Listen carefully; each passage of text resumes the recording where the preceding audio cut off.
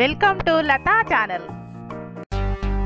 లతా ఛానల్కి స్వాగతం. ఇప్పుడు మనం నిమ్మకాయ పులిహోర తయారు చేసుకుందాం.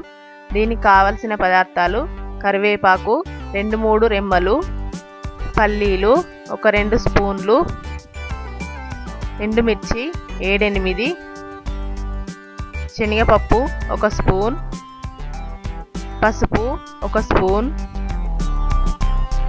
మిరియాలు 1 స్పూన్, ఆవాలు 1 స్పూన్, జీలకర్ర 1/2 స్పూన్, ఉప్పు రుచికి సరిపడినంత, వండి పెట్టుకున్న అన్నము 1 పెద్ద కప్పు, నిమ్మకాయలు 5-6.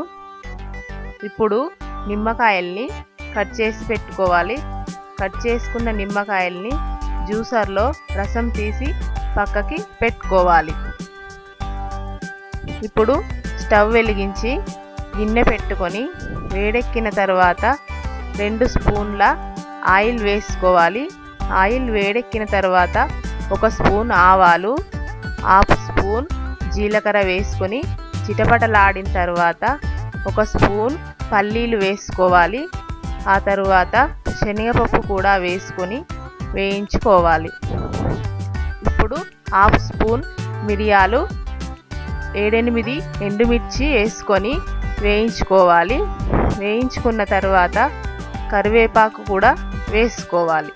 కరివేపాకు వేసుకున్న తర్వాత పసుపు వేసుకొని కలుపుకొని ఇందులో నిమ్మరసం వేసుకోవాలి. నిమ్మరసం వేసుకున్న తర్వాత 1 స్పూన్ ఉప్పు వేసుకొని 3 నిమిషాల పాటు మరిగించుకోవాలి. మరిగిన నిమ్మరసాన్ని పక్కకు తీసి పెట్టుకున్న అన్నంలోకి తీసుకొని బాగా కలుపుకోవాలి. అంతే, నిమ్మకాయ పులిహోర రెడీ.